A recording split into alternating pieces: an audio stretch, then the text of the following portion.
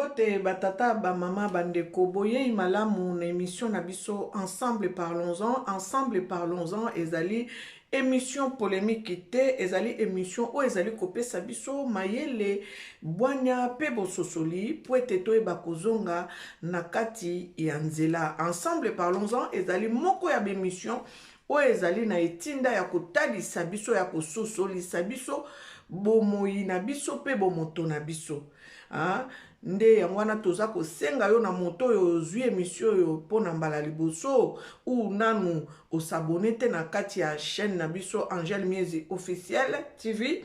S'abonner, abonnement eza gratuit yeba ko sepela na émission na biso ko aimer émission ndenge wana ndozo soutenir émission oyo ekende liboso yeba pe ko yeba ka ko partager pour ete bato yo baza na posa pe bayeba oyo yebi ko yoka na mokolo lelo bayeba oyo toza kolobela. Ensemble parlons-en ezali mingi tozo lobela makambo ya mboka na biso tozo lobela makambo ya bomoto na biso esengeli na biso kolinga yango ko soutenir yango soki ya solo penza to milingi biso bato mwindu soki ya solo penza biso ba congolais to milingi esengeli na biso ko partager émission oyo ensemble parlons-en non polémique to boya buzoba ya satana to boya makelele ya wenze mingi en tout cas 70% 80% to lobela makambo etali bomoto na biso mboka na biso. Voilà, dernièrement na pesa kibino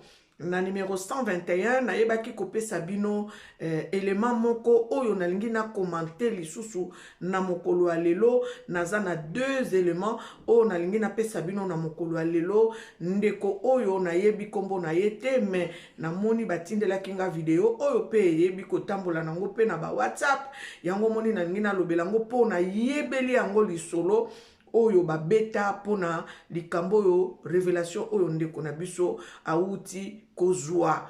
Mais avant na tia élément oyo ndeko na biso na révélation oyo ayebaki kozwa ya bitumba ya mindele na bakimbangiste bozela na tiela bino élément oyo ezali kobangisa mindele.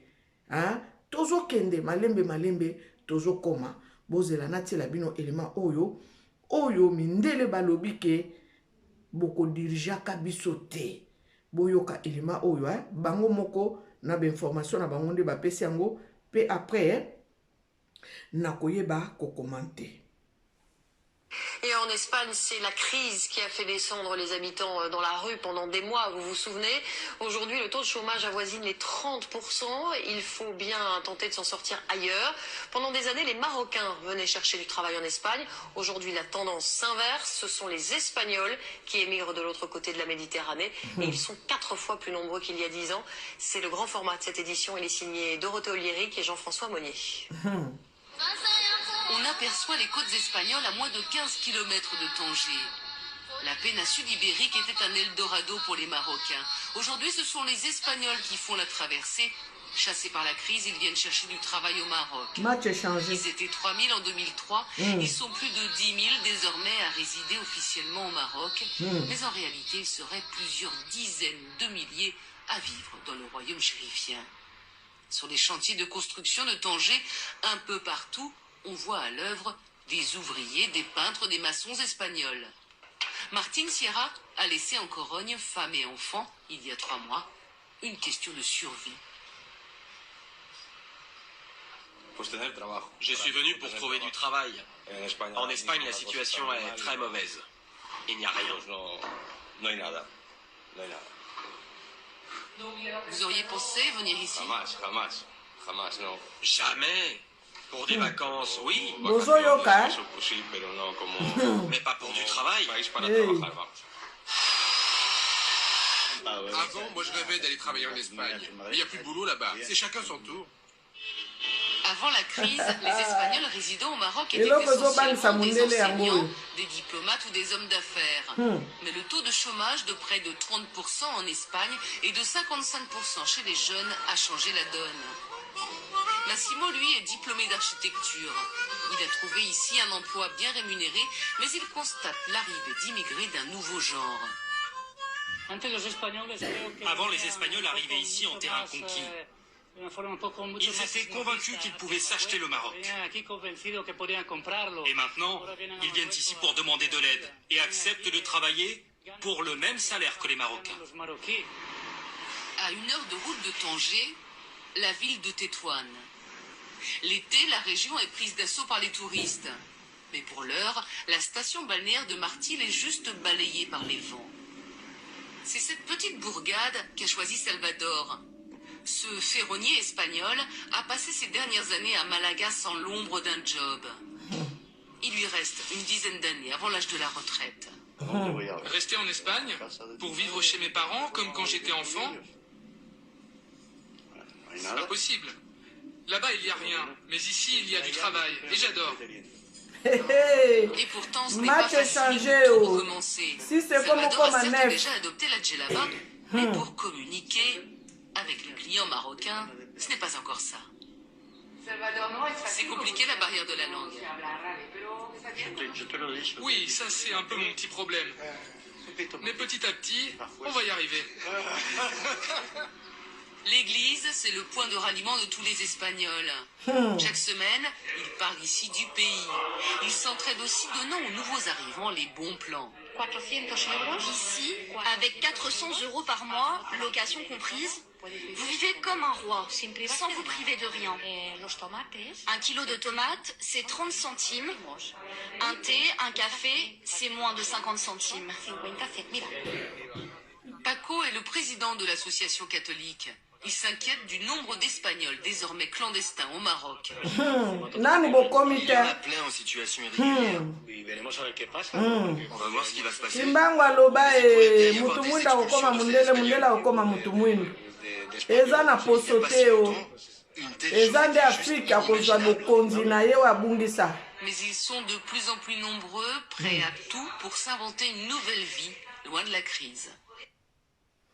Bandeko, bozo comprendre hein? Sikoyo, na kotiela bino élément o na tchaki na numéro 121. Oya mwana mwasi oyo aza no kimbangiste azui révélation moko ya munene. Bomoni eloko oyo ezo bangisa mindele yangoyo. Oyo kimbangu alobaki ke mutu mwindu akokoma mundele, mundele akokoma mutu mwindu. Ba européen bakoyaka kosengaka misala epa na biso. Yango wana yo mutu mwindu ya mwindu oyo balobi africain oyo ya mutu mwindu. Tika buzoba, longwa na buzoba, longwa na distraction. Mundele alingi te yo telema po otonga mboka na yo, po ye abanda ko ya epa na yo abanda ko tonga, yo lobi lobi o zonge epa na yo koma locataire na ye, o koma travailleur na ye. Bino bo comprena te? Bo comprena kate pona nini batikaka Afrique se développer te po bo dégoûter Afrique po bo yina mabele na bino bo kima bamboka na bino bo ya epa na bango o babengi mputu na Kikongo mputu elakisi bobola nde yango wana mputu na tango akala bakoko na biso na royaume Congo babengaka Europe nti ya mputu. Ça veut dire que mokili ya bobola bazane lokote sans mabele na yo Afrique. Bazane lokote sans richesse na yo onzamba pesa yo. Yangwana yo mutu mwindu yo congolais bimana buzoba parce que Congo ezali lokola cerveau, lokola moteur, lokola place ya bopemi oyo épanouissement ya Afrique noire eko salema eko wuta. Et sengeli tolonga kuna boyoki espagnol a lobby jamais akokaki ko penser akende ko luka musala na Maroc. Maroc ezali Afrique. Hein? Afrique maghrébine. Maroc ezo faire partie Afrique. Bandeko e bandi nanu kuna. E pa na biso pe ezali mais nanu penze komi penza kosala poso ki totali bazwa kosala ba entreprise e pa na biso. Bazo ki mama malembe bandeko. Bespagnol. O ezali baza na système ya royaume. Baza na roi na bango kuna. Roi d'Espagne. Bango bakimi Espagne. Balobi baze belé. Bakimi Espagne. Bazo kende koluka musala na Maroc. Bandeko. Neuf. Si sezo bongo ma neuf. C'est le moment. oyo yo mutu mwindu longwa na buzoba, longwa na buzoba, nazo bondela yo na motema moko, fongwa mamisu, longwa na buzoba, pe sensibiliser bana na yo po tozo riske bana na biso bakende ko travailler na ba entreprise ya mindele soki tokebi te bandeko.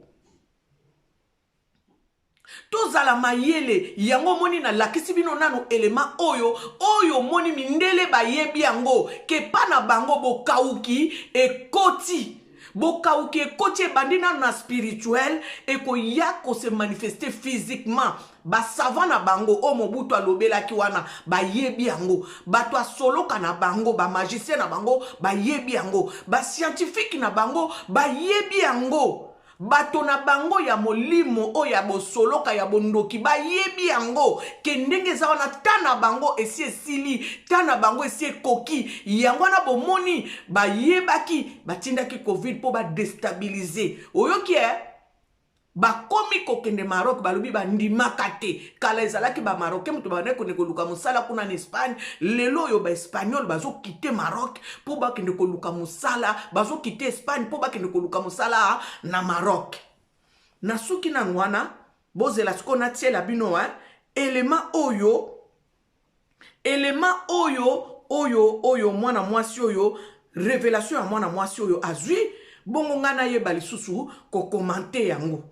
Pona lobaki na koya na kozonga pona yeba ko commenter yango. D'accord? Totala. Shalom peuple de Dieu, na pesi biso mbote na kombo na Yesu. Zamba za malamu ndeko na nga nzamba bateli biso na ye lisusu liboso na biso pona komemela bino ezali message oyo Nzambe atalisaki nga vision.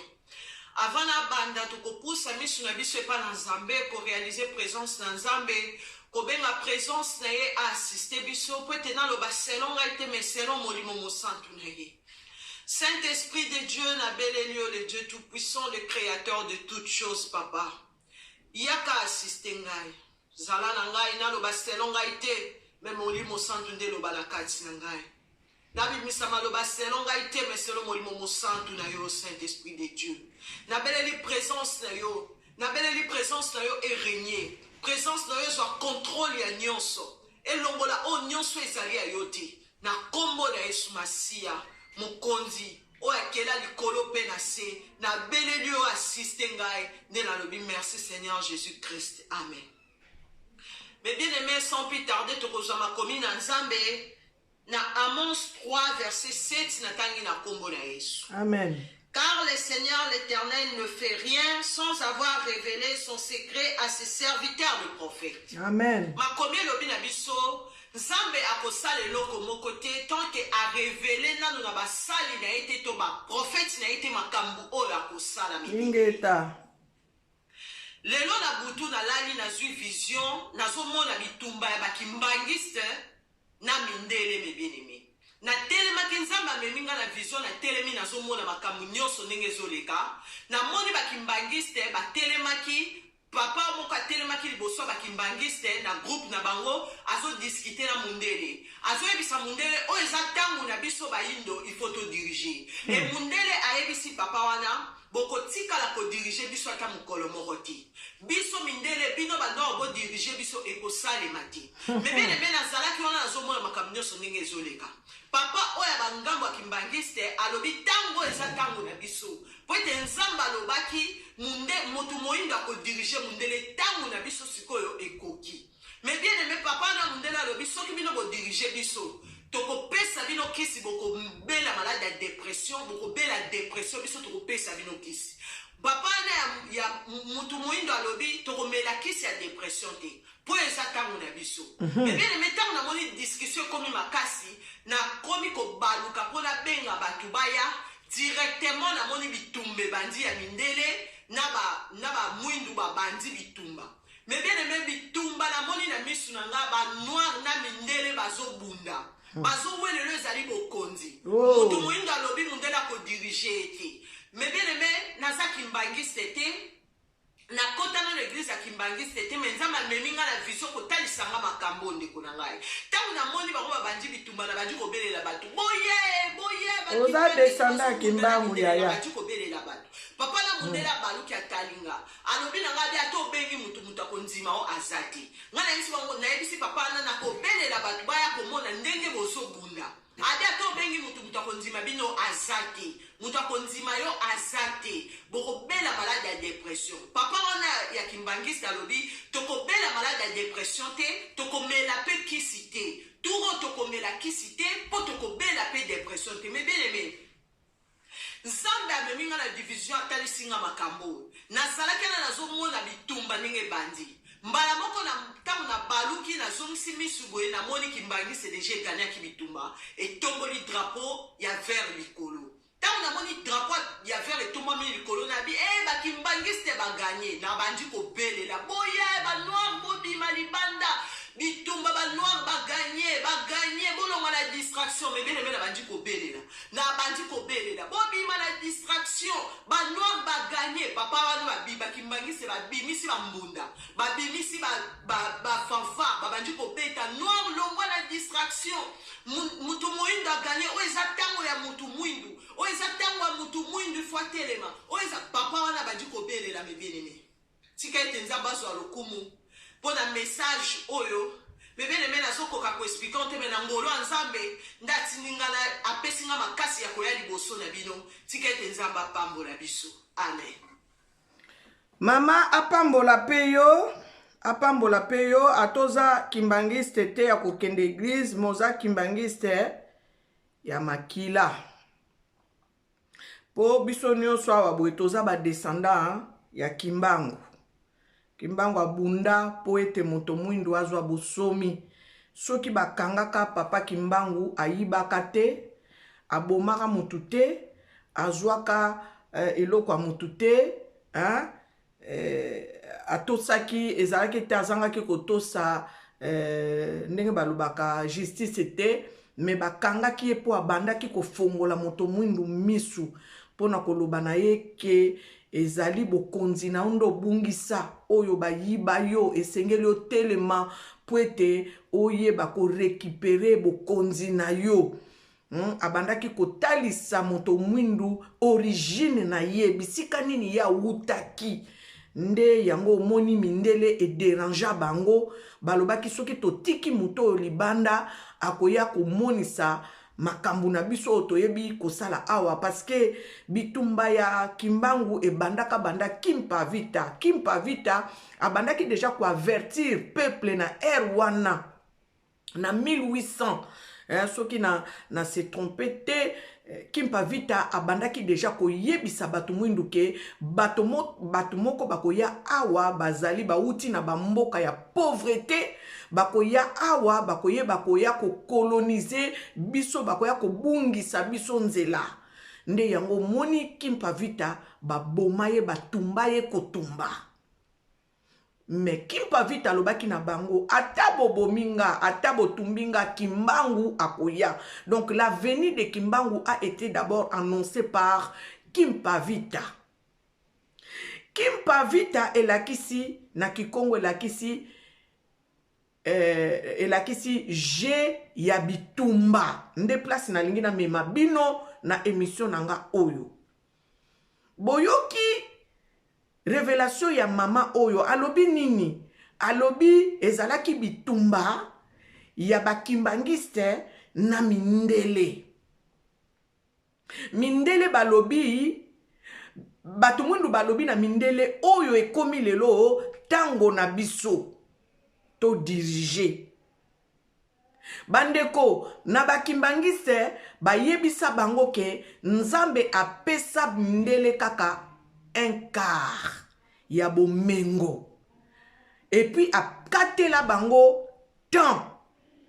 Donc mindele bayebi ke un quart o nzambe apesa bango temps na bango o bapesa bango ekoki sikoyo etikala 3 quarts nde bansenema bapesaka bakimbangiste ndenge ekomama na makambo papa kimbangu aloba 3 quarts oyo etikala eza pona biso bato mwindu. Ça veut dire que il faut to salela bomengo na biso o nzamba pesa ba biso mindele bayebi yango moni bakomi koboya bitumba toza nango na Occident na Afrique ezali ebandi ya molimo pe eye na physique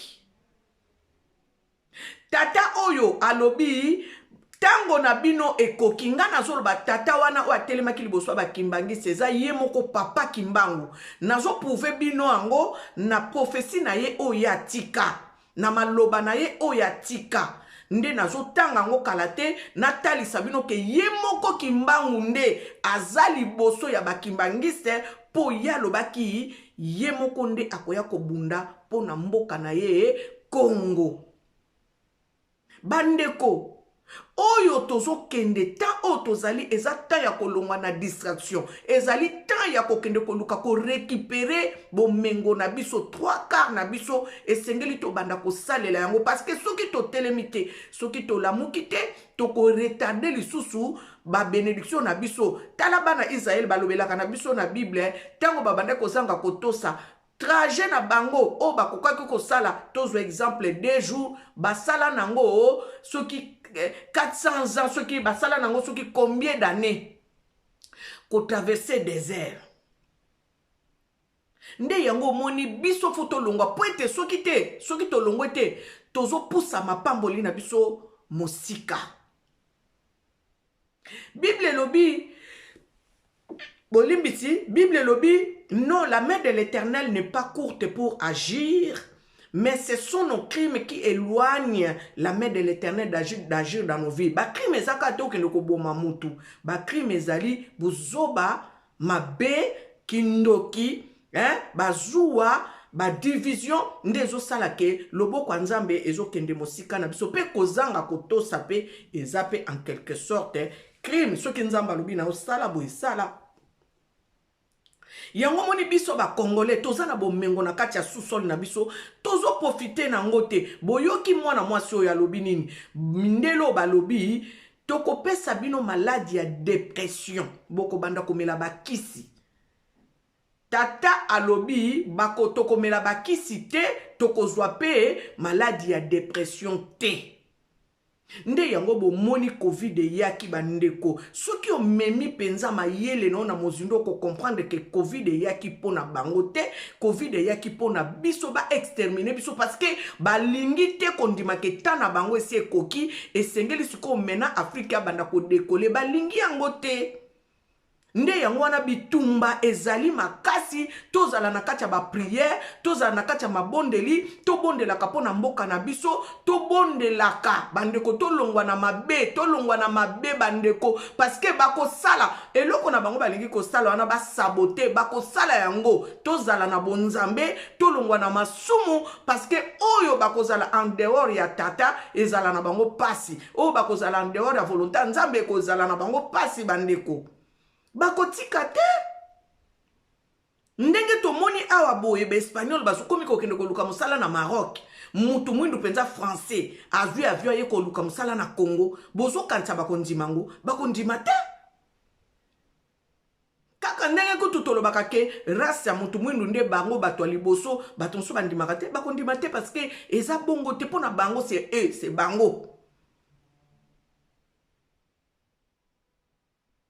Donc esengeli tolongwa na buzoba esengeli vraiment tolongwa na buzoba na lobela kibino likambo oyo papa diangenda bengaka batu nyonso ya lingomba na nkamba balobi bavanda na nkamba bamona ba fourmi ezate fourmi o bazalaki 1000 fourmi o 2000 fourmi balobi eboke ya ba fourmi ya rouge na ya noir ba fourmi ba ye babandi ko bunda yoso mona ba fourmi bazo bunda entre bango balobi ba fourmi noir ba boma ba fourmi rouge papa diangenda alobi bomoni makambo esalemi awa ezali makambo oyo ekosalema ka mikoleko ya ba fourmi rouge mindele ba fourmi noir bato mwindu yango bomoni bandeko combat spirituel eza très nécessaire na biso bato tondimeli Yesu Masia. Yango wana mamo landi azalaki pe préparer ba pesa ki ye vision oyo aya ko former batu na combat spirituel. Combat spirituel esengeli tokende ko bebisaka misala mindele. ba soloka na bango, ba magie na bango, ba science na bango, oh ba sala poete, ba ya ko détruire peuple noir. Et sengeli ko kende ko telemela ka ko kende ko bebisaka, ça veut dire que yo telemi na prière, ozo kende ko bebisa misala na bango, ba plan na bango, ba projet na bango, nyonso baza ko bongisa poete Afrique kende liboso te, poete ba belisa biso maladie ya dépression, poete ba memela biso ba kisi. Yango wana nde poete maladi wana ekozala pe ka dépression te ekozala pe eloko mususu batindi yango na Afrique po baya kopesa bino batonga ba exterminer bino baza capable bandeko papa Kimbangu abengaka bango bana bankadi ya mpemba, ça veut dire que bana ya satana.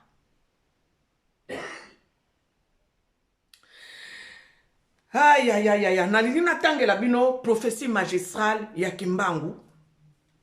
Yango wana bomoni toyeba ko honorer papa Kimbangu, tozongisa papa Kimbangu na place na ye o to longola ye.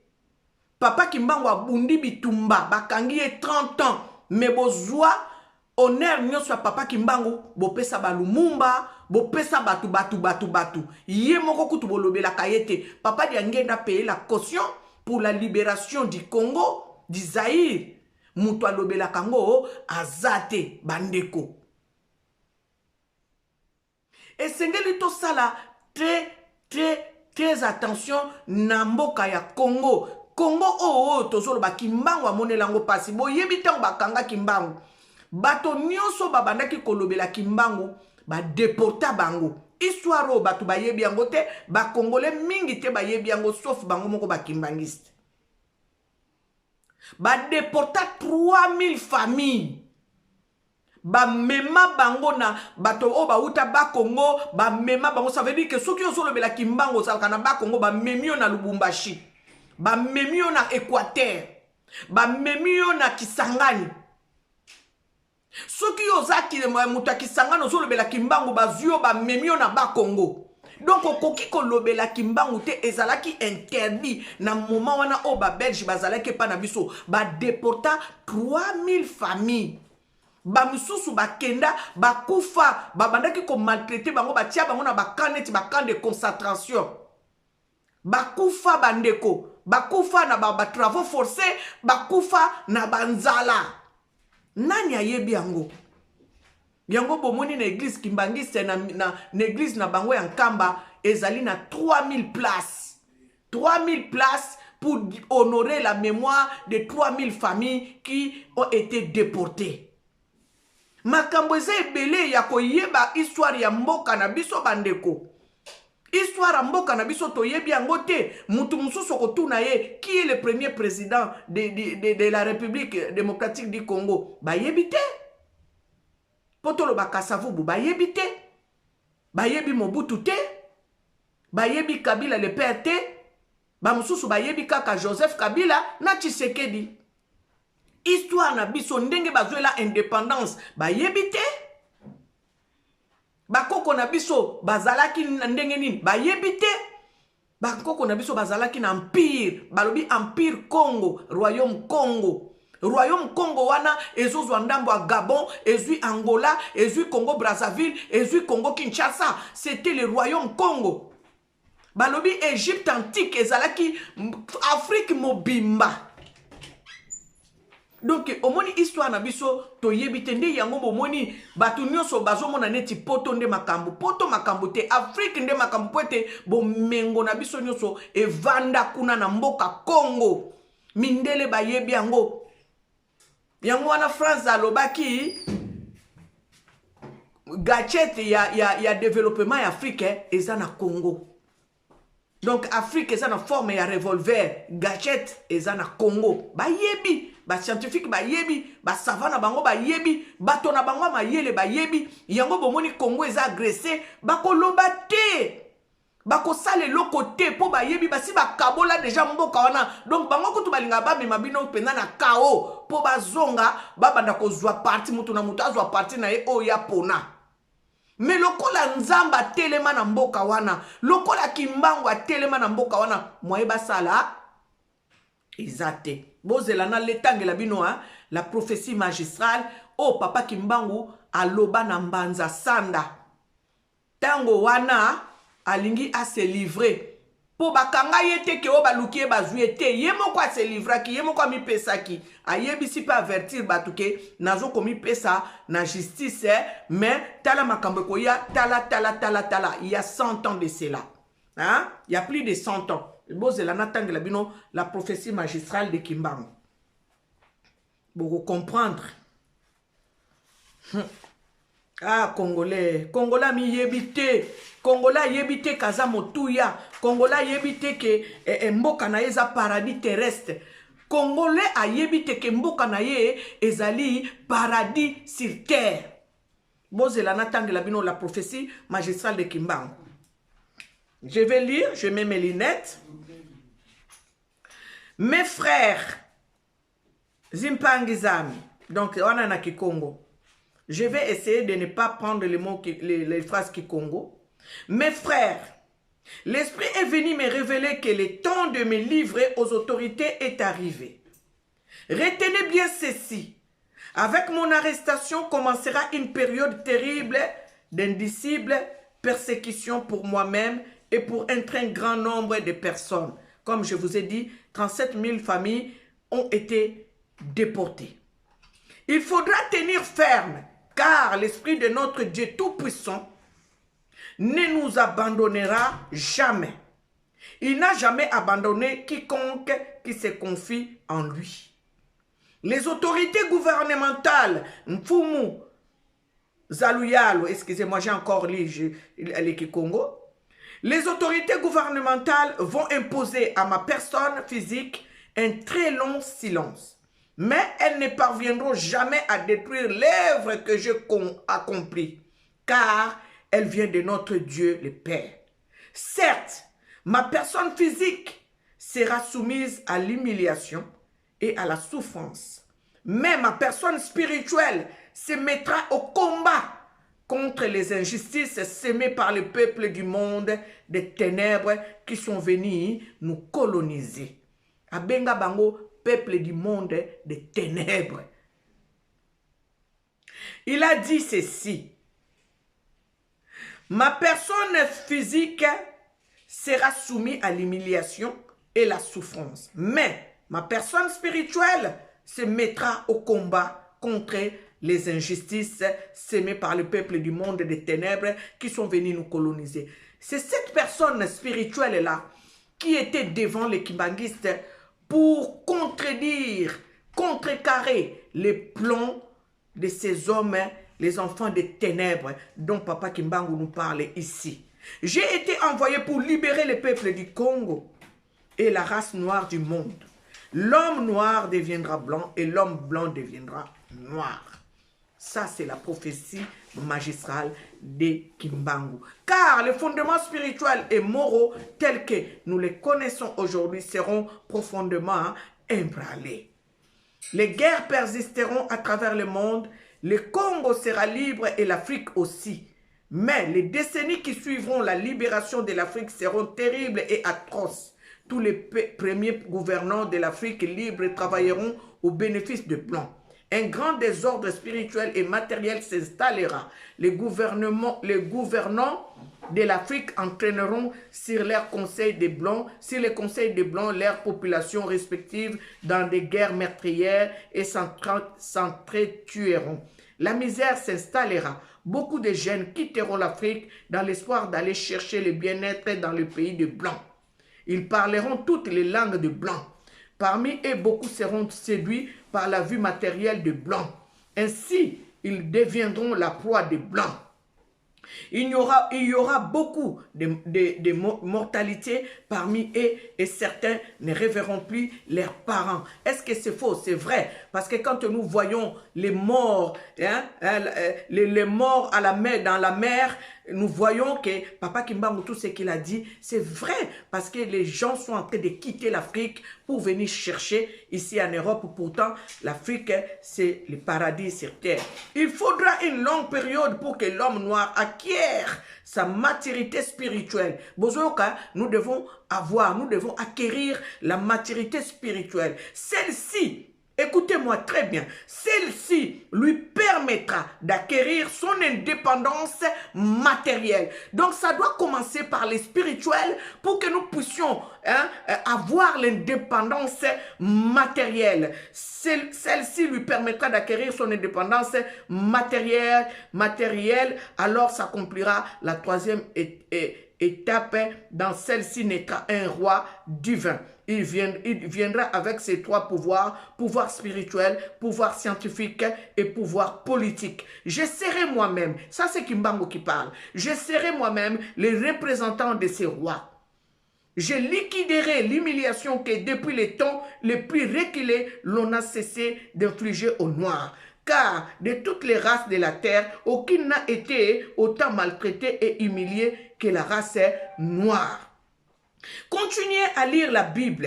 À travers ces écrits, vous arriverez à discerner les actes de ceux qui sont venus vous apporter ces livres. Et les écrits ou principes moraux contenus dans ces livres, il faut qu'un voleur soit saisi avec l'objet qu'il a volé. Bien-aimé, c'est ce livre-là en fait. La prophétie magistrale de Kimbangu, écrit par l'écrivain Adrien Fouakra-Sumbu. Bien-aimé, là, Papa Kimbangu dit, je serai moi-même. Quand une personne dit, je serai moi-même, sous quelle puissance, sous quel pouvoir? Bien-aimé, je serai moi-même le représentant de ces rois. Hein? Donc, nous parlons ici, il faudra acquérir une maturité spirituelle. Celle-ci lui permettra d'acquérir son indépendance matérielle. Vous savez, même les savants ici, quand ils fabriquent les choses, ce n'est pas avant Nika Kaboye, attendre à fabriquer. Non, ça veut dire que la personne est inspirée. La personne, son esprit imagine quelque chose et par cet esprit, par cette imagination, c'est là que la personne va créer un objet, va fabriquer un objet et nous les appelons les savants, les génies. Vous voyez quoi? C'est ça, c'est là où nous sommes bloqués, c'est là où l'Afrique est bloquée. Bien-aimés, j'ai toujours dit, nous ne sommes pas là pour faire de longues émissions. Là, aujourd'hui, je vais m'arrêter par ici. Réfléchissez par ce que vous avez écouté aujourd'hui. Nous devons réellement acquérir la maturité spirituelle. C'est ça qui bloque l'Afrique. C'est ça, en fait, qui bloque l'Afrique. Quand on nous dit, on nous parle de la recommandation de Léopold II, quand il a envoyé ses émissaires en Afrique, chez nous au Congo, il leur a dit ceci: ne leur enseignez pas les dieux, parce qu'ils les connaissent déjà. Ils ont déjà leur Dieu qu'ils invoquent, Nzambian Pungu Tulendo. Ça veut dire qu'ils sont déjà dans la divinité. Ils connaissent déjà Dieu.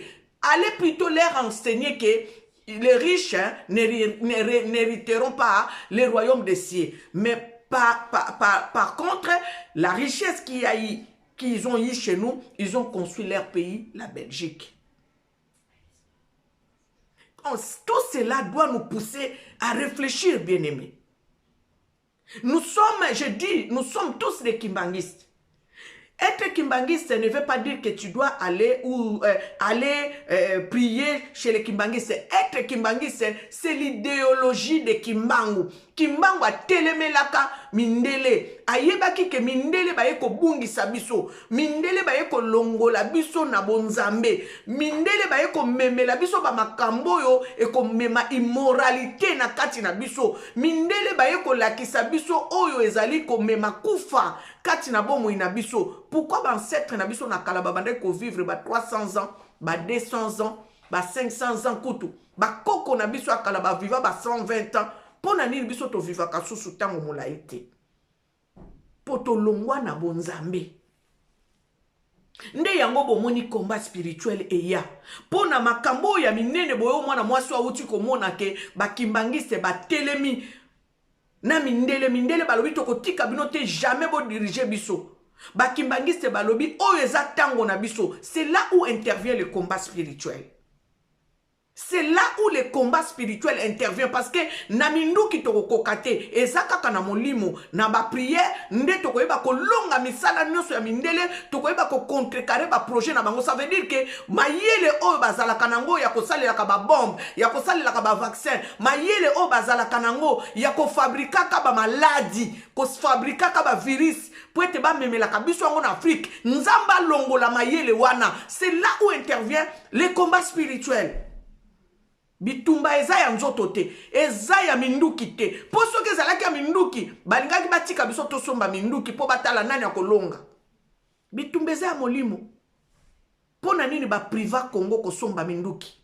Bazalaka na embargo, mboka o eza agressé, me batiela ngo embargo, bakoki kosomba minduki te. Bozo imaginer, bozo réfléchir, Congolais, est-ce que tu réfléchis? Mboka na yo ezalaka agressé. Me mindele ba pesa ka mbongo na Rwanda somba minduki. Me yo Congolais, gouvernement na yo akoki ko somba minduki te. Basala embargo, mutu moko akoki ko pesa Congolais minduki te.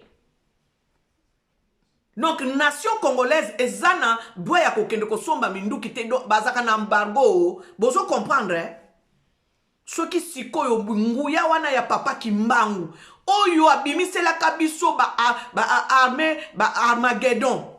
Ba soda wana mikuse wana bato mikuse wana balobi baza même pas na taille ya un bébé. Bato wana ba sakaja, ba détruisa, ba belge ba pakata mbango ba bengana bango na minduki te. Nde wana nde bisika na zoloba combat spirituel ezako intervenir. Bien aimé nalingi kozala molai boete, na zwabino tamingi te, na suki obebo na numéro oyo, tozo kolanda numéro prochain, émission prochaine, nazo continue kolobela, o ezali mabele na biso, Congolais longwa na distraction. Longwa na distraction, ngonga eza kokoka, yo mutozo kotambola, nyamuzo tambola na masumu, longwa, parce que to yebite après Covid, nini bazo bongisa boyoki balobi bakopesa biso maladie ya dépression, bakopesa biso batonga. Yo okozala protéger na nani? Okobata mela wapi? To pousser biso nyonso to réfléchir, to longwa na distraction, mabondeli makasi, longwa na buzoba, po ete nzambe ami monisa ke etaza nzambe na mboka na biso Congo. Nzambo yo Kimbangu ayaki kote ya biso na mboka Congo ami monisa na bonzambe na ye atalisa biso ete yende asimbi Congo na nguya loboko na ye pe moto akokangola akokabola Congo azate moto akomonela Congo azate esengeli mindele oyo batatola balobete to sala na banzambe me oyo biso tomoni na kati ya mboka Congo esengeli tokende koluka eto banda kogumba melaye. Tapa zenga nkanu ya bandombe, ndombe katoma, papa zenga o ndombe katoma, mono nzolele ya zenga nkanu bana kindoki lusise, papa zenga o ndombe katoma, papa zenga o, papa zenga o, papa zenga o ndombe katoma. Ça veut dire que Seigneur, viens. Fais ta justice pour que l'homme noir puisse s'épanouir. Que l'Éternel Dieu vous bénisse. C'était votre sœur Angèle Miezi. Abonnez-vous, partagez-moi cette émission, aimez notre émission, commentez, parce que na ba commentaire na bino pe na zozo mayele, na ba commentaire na bino pe bozo poussenga na continuer ko sala ko lobela mboka nanga pe bo moto na biso kati na mabele oyo. Vraiment nzambe ayeba ko pambola bino ya koleka. Que l'Éternel Dieu vous bénisse abondamment.